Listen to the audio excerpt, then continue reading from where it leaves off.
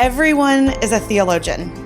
If you ever think about who God is or what he's like or what he asks of you, then you're doing theology.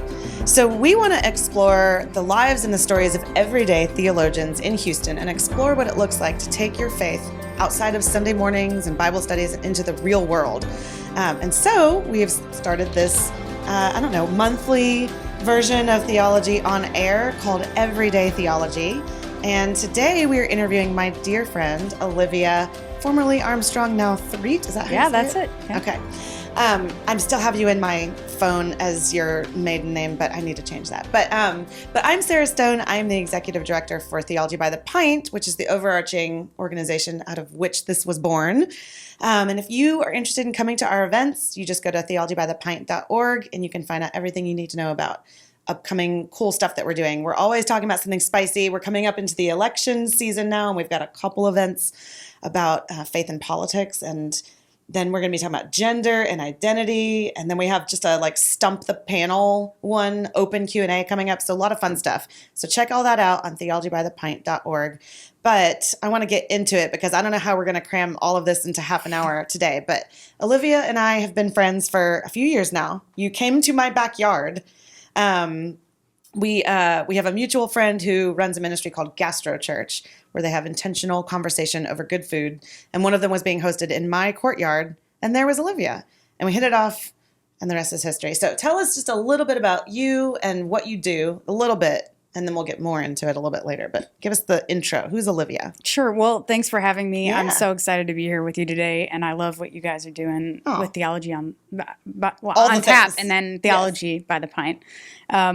So I'm Olivia. I currently work as a flight controller. I work in mission control for the ISS program, the International Space Station. So we support the astronauts who are living and working on board the space station. It's an international effort. So we have both cosmonauts from Russia and then astronauts from America, Japan, the European Union, just all over the place. And it has been my dream since I was 9 to do this. So I'm really honored and privileged that I finally get to live out my dream. And it continues to be your dream. You Yes. love it. I love what I do. I will talk your ear off about it if you let me. And we will let you because it's fascinating, the things that you've told me about it. I remember you saying one time, I'm getting ahead of myself, but you said something like, every day when I walk in, what is it that you see? Yeah, you walk in and you see these downlinks from the space station. So there are a bunch of external cameras that are looking at the Earth that are placed on board the space station. And so every time the space station goes around the Earth, it's a 90-minute cycle. So you get actually sunrises and sunsets every 90 minutes. And so when you walk into the control center, it's a spiritually humbling experience because you're all of a sudden recalibrated and recentered when you see those downlinks and you see the feed of the sun setting or rising right above the curve of the Earth. It's so orienting. You are unmistakably in the presence of God. It's unmistakable that God is working through everything that we're doing and that all of our work and all of our contributions are being orchestrated by a higher power. We could not do anything that we do without him ordaining this and having it hold together. I mean, what we're trying to do is extraordinary. It's amazing that we're able to do any of this. So, but it's very clear, who the designer is of all of this beauty. We could just cut there. Thank you for joining us for this episode. No, but I mean, golly, I love that. And we haven't even talked about all the cool, neat stuff about the International Space Station, which we'll get to. But I want to start with, and you already kind of teed this up, but your faith story. Give us kind of the story. How did you come to faith? Did you always know? I know there's some interesting things on the path to where you are now, but walk us through that. Sure. Yeah. I've always asked the question why, and I've always wanted to know more and think a little bit deeper about things. And I think that is a natural place to lead you towards faith. I think if you keep asking questions, you'll eventually end up at a place of faith, or at least questioning faith, having those questions in mind. So as a teenager, I was really struggling in school with bullying and just some of the things that my peers were doing. And I was trying to reconcile that with, where I was in life. I was brought up in a Catholic church environment. And so at the same time, I was dealing with the question of confirmation. And I remember someone telling me like the church is just supposed to be a safe place to come home to. And I remember feeling like, wow, yeah, that resonates with me. The church should be a safe place for you to come home. And I remember, going to church on Sundays, and I remember, the homilies being something very interesting that I could kind of wrap my head around, and kind of thinking about how do we do better? How do we be better? And where is God in all of this? I found that to be really instructive. But then I also found this kind of different aspect of the church. The Catholic Church has these things called adoration, and you go in and it's very quiet. Sometimes there's incense, and you just really sit in the presence of God. And I remember leaving my high school just being so flattened from just like the drama of being a teenager. And I remember walking to the Catholic Church in the snow, like determined to find some of this silence for myself, and like determined to find that home for myself in the silence and presence of God. And I remember just fighting for that peace, even as a teenager. And that's really what like solidified my faith and home in the Catholic Church. And then as time went on, I got more and more involved in the Catholic Church and involved in my Catholic faith, definitely through college. I realized, there was a question of vocation. Vocation in the Catholic Church is a calling to either living a religious life or a lay life. To that point, I hadn't even considered religious life. I was like, oh, I'm a lay person. I'm doing rocket science. And that was pretty clearly the path. But I learned more about the contemplative life, and I found it really beautiful and really compelling. I kind of saw it as, okay, if we're really going to sell out for Jesus, then we do have to kind of give everything that we have to the poor and go move to Calcutta. And like, that's what we need to do. If we're really serious about this Jesus thing, then this is what we need to do. That's the way. That's the way. Yeah. And at the same time, I found beauty and safety in that contemplative life, living a life in a cloister, very peaceful. I spent a little bit of time with the nuns, doing come and see retreats, living with them for a while, very quiet, very peaceful. Yeah, you were really all in on this for I was. a time. Yeah, there was a point at which I was both interning at SpaceX, doing mission operations, and also going to the cloister and spending 3 or 4 days living with the nuns, waking up at 4 a.m., doing their prayer cycles with them, and trying to discern whether I would pursue a religious life or a life being a rocket scientist, as I'd always thought I would.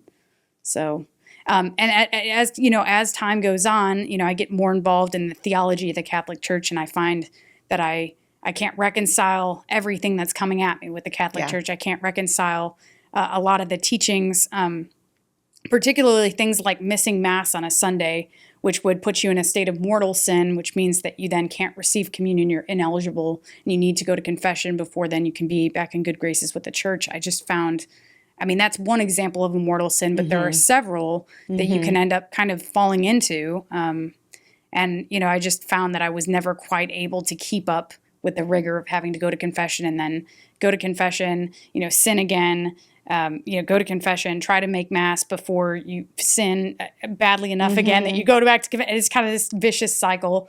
So you both experienced this beauty of the contemplative life and the solitude, and church being sort of this safe and quiet place, but also being a place that was this unending kind of hamster wheel of, I'm never going to be ready to go to Mass, but then if I miss Mass, and so you had that tension and the tension of what you're going to do with your life. So no big deal, but how did you...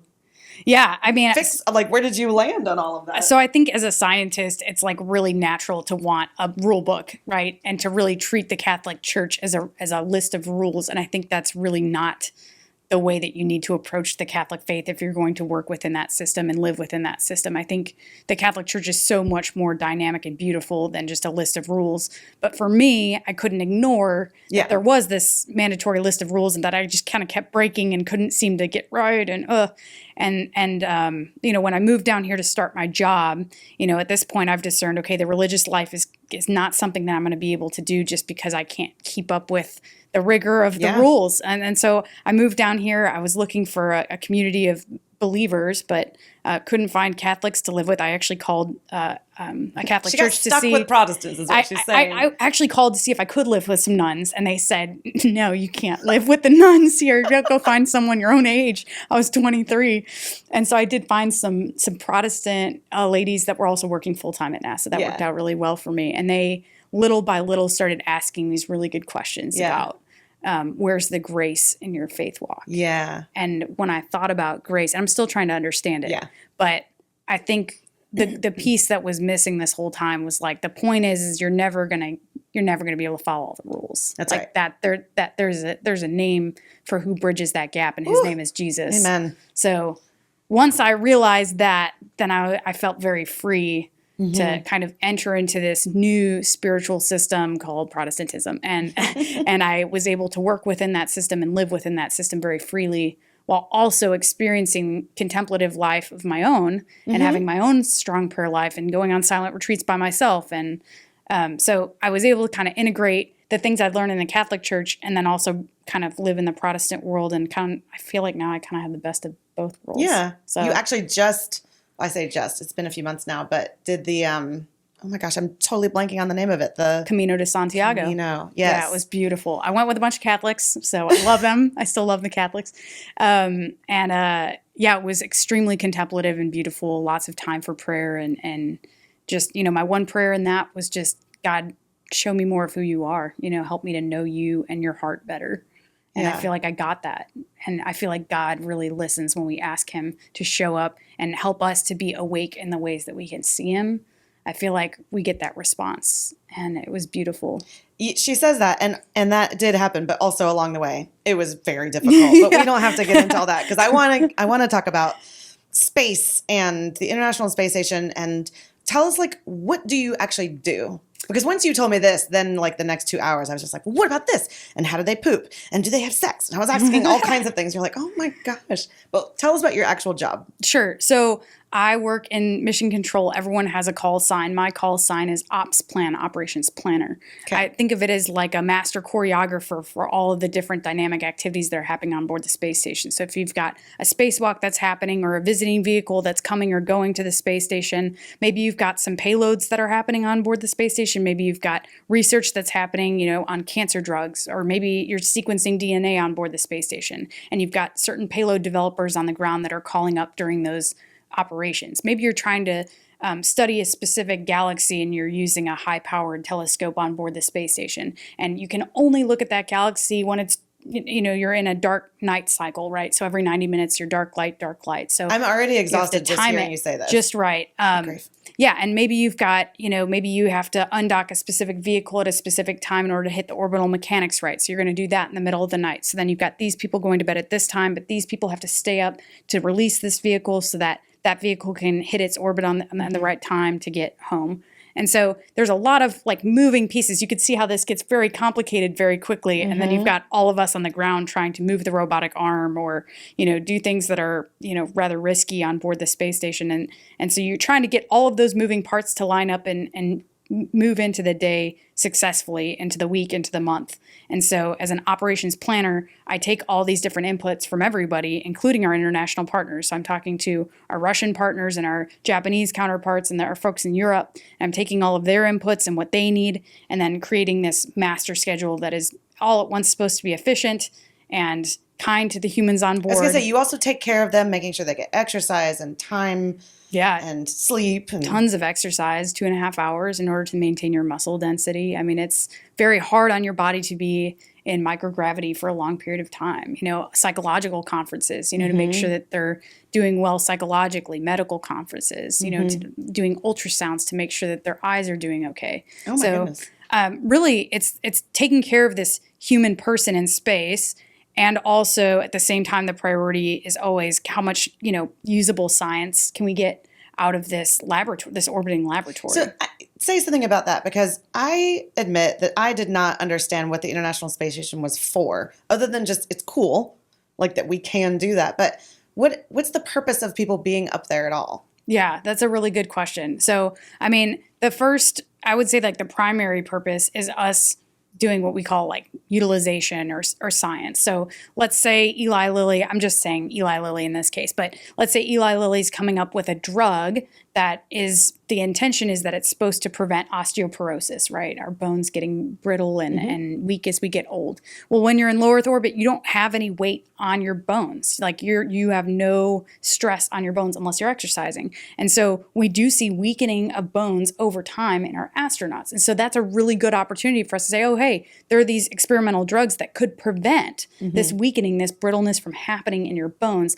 Let's do some experimentation, maybe not on humans, but we have, other animals, small animals that we can, test these drugs out to see if they're effective in preventing things like osteoporosis or losing bone density on board the space station. But it's because it's in, what did you call it? Low Earth orbit, right? Orbit. In microgravity. So okay.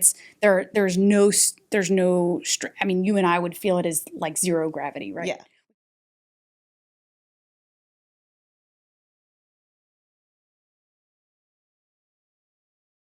Hey guys, Sarah Stone here. Sorry to interrupt what I'm sure is a riveting podcast episode, but Theology by the Pint needs your help to continue providing these podcasts, offering our in-person events, and growing so we can bring thoughtful conversation and the hope of the gospel to a world that's increasingly walking away from church and from faith. Now that we're a 501c3 nonprofit, all donations are tax deductible, so we've crunched the numbers, and if each listener of this episode gave just $1 for each episode you listen to, we'd put a huge dent in our annual budget. So consider giving today. Go to theologybythepint.org/give and click the link to donate. Thanks so much, and now back to our show. Microgravity environment, but dude, isn't this so cool? Okay, and I just have to ask, because someone said, maybe it was even Evan said this recently. Someone said this was part of the basis for the movie Old. Have you seen that movie? The M. Night Shyamalan Ding Dong. What? Shyamalan, however you say his last name. The guy that did Sixth Sense and whatever. It's a movie. You should watch it.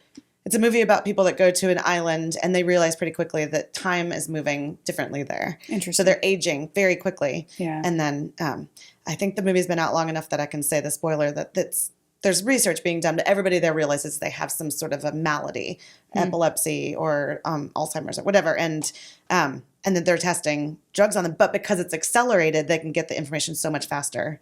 So this is similar, except it's not human experiment. Right, we don't do humans on experiments, just to make that clear. Yeah, that's clear. But because of the gravity, like you can test things faster and differently. And so there's all kinds of research about cancer and different diseases. And exactly. Okay. Yeah. Okay. And it's, the idea is that we actually, there's a lot of like DNA sequencing and a lot of particularly studies on like heart tissue and how that changes in space, its resiliency. So I think if you look at it, I think that's the main purpose of the space station. Another purpose is if we're going to go to the moon, Mars, and beyond long term, we do need to see what that microgravity environment's doing to the body and the mind. Yeah. After a long period of time. Yeah. These people haven't seen a tree in a year. These Yeah. people have been in this very grueling environment for a long period of time. If they can't do it in low Earth orbit, where we're just a phone call away and there's no delay at all in communications, like how are we going to do it sending somebody to Mars, right? Where there's up to a 20-minute delay between communications. So we really need this to be a test bed for like, hey, is the body resilient enough to even send on a trip that's that long distance? Golly, it's fascinating. Okay, so before I get into your faith and work, I just have to ask a couple of like cool questions because I know people like you're here and we have you. Yeah, so, why not? First of all, can you tell us anything that's happened through the International Space Station that we like are the recipients of already? Like, is there any tech or medicine or anything yet that has been like, oh, that's because of the International Space Station? Like one very accessible thing that everyone knows and uses is Velcro. Oh. Like you don't think of Velcro as being something that originated because of the space station, but in orbit, there's no way to just set something down and hope that it stays there. It floats away. And so we have Velcro all over the walls of the space station where there aren't any wires, and so that they can Velcro things to themselves or Velcro things to the wall so that they don't just float away. I love that. It's and like you told me that they sleep Velcroed to the wall. Yes. Yeah. Which was cool. And you also said they say it's like really good sleep. Yeah. They don't have like pressure on their joints or whatever that's all like true. we do. Yeah.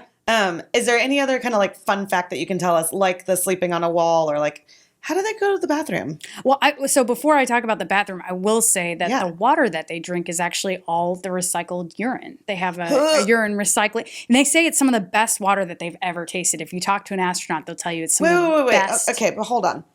That's all they drink? Well, think about it. You don't have a lot of cargo ships coming and going. You don't have a lot of deliveries, but Yeah. you do have urine. So you're constantly processing. Yeah, but I would that think there urine. would be a like steady loss of it because it's being sort of used by your body. So like if you take in a cup, you don't pee out a cup, right? Sure. Or do And you? I'm not a scientist. You, I don't know. you could have small losses over time, and we do deliver water. So it's not the only water that they have. But a lot of it is actually just recycled urine over time. I So wonder if the first time they take a drink, they're like, okay, just do it, just because of the mental. And then they're like, oh, not bad. there's actually a lab. It's in Alabama at Huntsville, and they'll let you try some of the water because they have a replica on the ground. Do you only drink your own? Oh, no, it's urine? everybody's urine. It's everybody's. That's recycled. Fun. Well, if I learned anything from watching The Martian, it's that you can use the poop to make to grow potatoes. So watch be The Martian if you resourceful. haven't. But anyway, okay, so Yeah. that's interesting. And then any other tidbits about? You told me recently that they wear their clothes for a couple days and then they just toss them. Yeah, so there's not really a good way to wash, particularly the underwear, and so I guess I didn't put this together, but they send a lot of pairs of underwear, and those are just after you're done using them, you're done with those, and so and then they either our return vehicles, the ones that we're not trying to get like experiments back out of, those burn up in the atmosphere and just disintegrate. And so a lot of our trash goes out the window that way, or out the door, I should say. That's hilarious. Okay.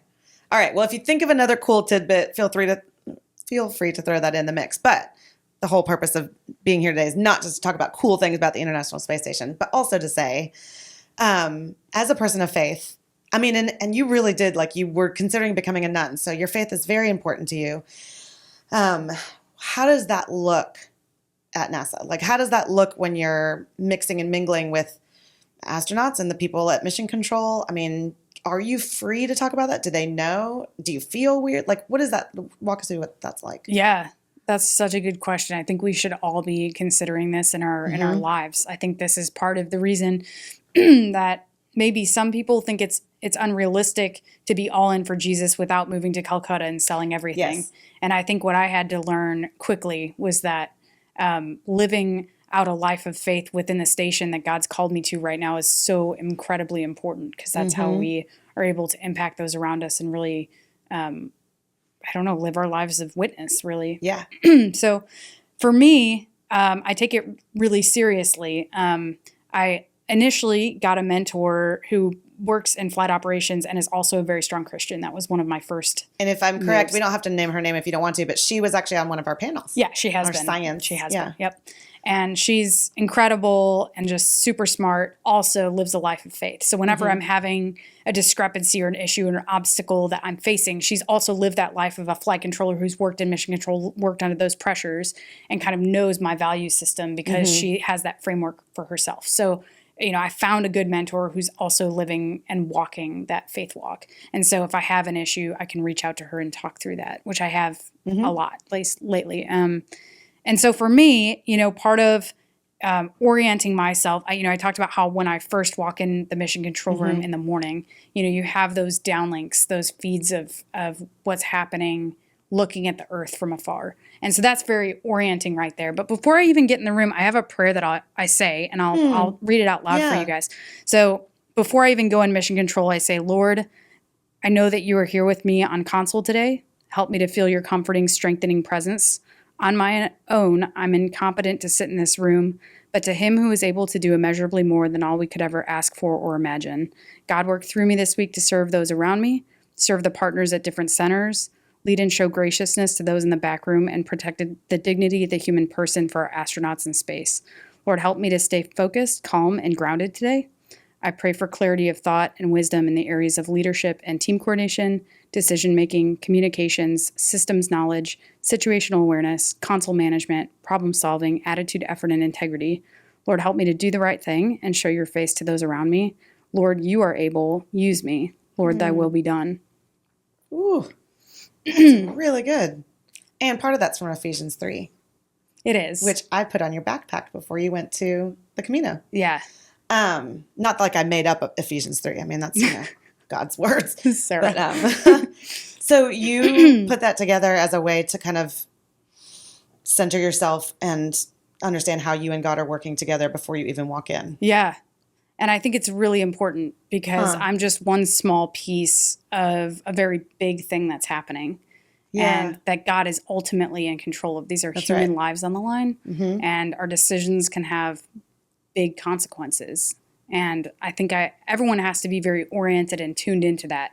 But it will freak you out if, like, you think about it too long. You're like, oh man, that's a really scary weighty. thing. It's weighty. Yeah. So it cannot just be me going in there, That's right. sitting down on console, working my job, because on my own, I am incompetent to sit in this room. But to him who is able to do immeasurably more than we could ever ask for or imagine, like he needs to work through me Yeah. to serve the people around me and protect the dignity of the human person for our astronauts, Yeah. right? Like that's the important piece, is like I'm a vessel, Yeah. but like ultimately I can't do this job in my own knowledge, even with my Strength. years of training and my years of, simulations and all these things I've worked through. It's been 8 years of this. So like I feel like I've got a good handle on it now. But even then, even the most competent person, like there has to be a higher power that's driving and leading what you're doing. Yeah. Do the astronauts that you're talking with every day that are up there, do they know that you think like this or that you pray this for them, for yourself, and then they're the recipients of that? Yeah, actually, before they even went to space, this current crew that's on board, we had like a meet and greet, and I said a little bit Your about life is in my hands. Have a tortilla. Yeah. we talked a little bit about like the things that are important to us, and I showed them like a day in the life of like Olivia, and I showed that I going to church and praying with my small group, Bible study, things like that are really important to me. But I think more recently, just having one-on-one interactions with the crew while they're up there and just letting them know, hey, I'm praying for you this week, or if something difficult's happening, just sending them a line. I remember being in church over the summer, and I got an email from one of the astronauts who I know is a believer, and I emailed her back right in that moment, and I said, I'm praying for you. I feel good about this upcoming week. I know exactly what their schedules look like, what the plans are looking like. So it's really special to be able to connect with her in that way, and just so that she knows that I'm praying for her in this way. And Have you ever, this is kind of getting into a future question, but we're just going to mix it all up. Have you ever had any pushback or someone be like, don't bring that into my world. Like, that's not what I believe, or I don't need to hear you kind of evangelize me or whatever. Interesting. Yeah, I think mostly people are surprised. They're like, oh, you're a person of science.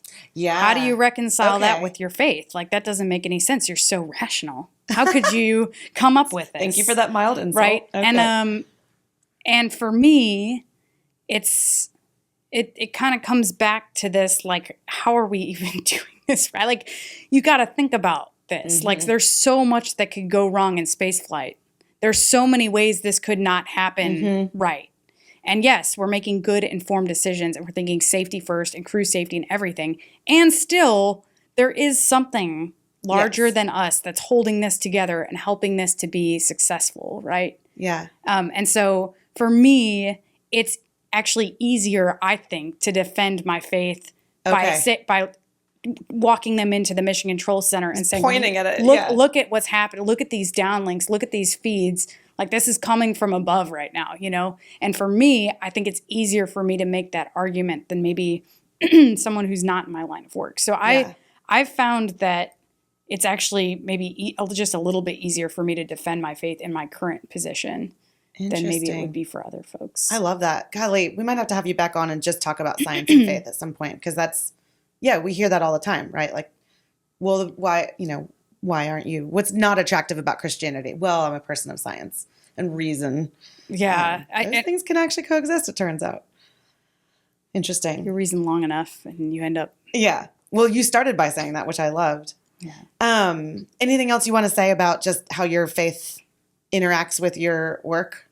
I think one of the pieces that has stuck with me from even my time in the Catholic Church is this idea of dignity of the human person. You've heard me say it a couple times now, but I think that, and you might get to this in a little bit, is like the major obstacle when it comes to approaching my work from a faith-based perspective. I think it's easy to say, oh, wow, it costs us a lot of money to have these astronauts in space. We need to make the most of their time. We need to make sure it's productive. We need to make sure everyone's day is as productive as possible. I think I'm, part of being a Christian in my current position is making sure that we also ask the question, okay, is this good for the human being on the other end of this that has to execute this timeline or that needs to call home, that needs to call their family, that needs, a medical conference, that needs whatever. Like, are we thinking about, like, is this good for the human? If this and were prioritizing that. That, right? And even if it means, okay, yeah, less science gets done, less objectives are met for the day, maybe this visiting vehicle doesn't arrive on time. Maybe we delay that, like what, there are high costs to everything that we're doing. There's trades for everything that we're doing. Yeah. And I do see it as like my job and like my call right now to be the voice that says, yes, and is this right? Are we doing right by these humans? Are we taking care of the humans? Yeah. And I think, these astronauts are incredibly high performers and they push themselves and they do really great work. And I think sometimes it's easy for us to see and forget that, these are people just like you. They have and me. vulnerabilities, a whole unique set of them. It's funny, as you were talking, I was thinking about how we constantly talk about Jesus talking about like the marginalized, the widow, the orphan, the poor. But in some ways, anyone that has this much sort of risk would kind of fall in that camp too. And you're caring for them, which is what the Bible calls true religion. So that's very cool. Okay, so that's one obstacle. I mean, are there any other obstacles that you can think of that come to mind about being a Christian at NASA? Well, I think just like the constant reorientation, and I think this is really applies to anybody in a workplace environment. I think it's really easy to get sidetracked with, hey, my finances say this, and so I need to pursue, moving ahead in this way in order to make more or maybe make an impact. I think it's really tempting to say, oh, I want to make a visible impact, and so, let me pursue this path. And I think you just really got to take a step back and say, like, okay, God, like, is this where you want me right now? Is this where you need me right now? Is this where you want me to lead? And sometimes that means, yeah, you're going to take the really hard assignment. Maybe you're going to take the invisible assignment that no one's going to see and no one's going to give you kudos for. Sacrifice. And maybe you're going to do something that is actually going to make people pretty angry. Make people say, well, that's not making us any money. Like giving the crew a day off does not make anybody any money. Yeah. But like me advocating for that in a time where maybe the crew really does need that day off. I think that's worth my time and energy. I love that. And so I think like these competing priorities, right? We're all, that's always what we're thinking about, competing priorities. And I think it's important for me to constantly be asking and checking in with, my faith life and with God and in the mornings, particularly in the mornings before I go to work, to say, hey, let me pray this prayer. I have other prayers that I say before I even leave for work in the morning, because I want that to be front and center when I'm making decisions. Yeah. So, man, you're inspiring me. I'm wondering if I need to like curate a certain prayer for when I'm doing certain things. I kind of really love that. Okay. So, what are you kind of like studying right now or thinking about or noodling on in your faith journey? Are you part of like a small group or, this is kind of a pointed question because I know what part of small group you're part of, but, what's kind of on your mind in your faith journey right now? Yeah, that's a really good question. So yeah, I am a part of Sarah Stone's Bible study. It's great. Ta-da. If you're a woman in the Houston area, you can come check it out. I love it. Particularly, I love the freedom to ask good, hard questions and, doubt freely. I think that's kind of part of what Theology by the Pints doing is, question freely and you bring your doubts to the table. And I think that's really a great space to be working within. So right now we're studying the book of Revelation, and we're talking about what the end times may or may not look like from a bunch of different perspectives. And I think that's really refreshing for me. As a Catholic, I didn't know much about what was happening with end times, other than, Jesus will return one day. So I'm learning a whole lot more. And that's still true. Yes. I'm learning so much more now about these different perspectives, and I feel like I'm getting a better idea of what different camps are thinking and what it could look like, and still holding all of that with open hands, right? Yeah. So, it's funny. This is a little, I don't think it's an overshare, but because I know you pretty well and I know your faith journey, I find myself when I'm prepping for Bible study, reading a passage and being like, oh, this is how Olivia's going to read this. I'm going to definitely need to address that because this part's going to sound wonky to her, and I think about that for various women in the Bible study because, this person's come out of this kind of history or this person has this kind of struggle or doubt or whatever. So this is going to not sit well until we kind of unpack it and then maybe it will. So, we love having you there and asking. And when you're not there, you're missed because no one's there to be like, hold up, what is happening here? So anyway, do you have any sort of final words of encouragement or advice for people that are in kind of science tech industry and are believers? Yeah, I really think having some sort of way to orient yourself, particularly like at the beginning of the day or maybe in the middle of the day, just to orient yourself to how you're inviting God into what you're doing, whatever that's in the lab or whether that's, in mission control or wherever you find your station of life to be. And then also inviting God into the interactions that you're having with other people. A lot of times, like the only good news that people are going to hear are what you present to them. And maybe you don't have a chance to preach the gospel because you're literally, on the voice loops talking about the space station all day, so you have to find a way to present the good news in a way that people can receive it. And sometimes that means that you're not even using the word Jesus, but people receive good news in a lot of different ways. So asking God to speak through you and work through you in whatever station of life, I think that's really important. And hopefully he sanctifies that work. Like, that's right. Hopefully that is an offering that he can sanctify for good. And use for his glory, for sure. Man, such a treat. And I could talk to you for forever. I mean, I know where to find you. So if anyone else is interested in like picking your brain, I don't know if you want to be found, but where could people find you? Are you like available on social media if people want to like message you? Yeah, or do you want to kind of...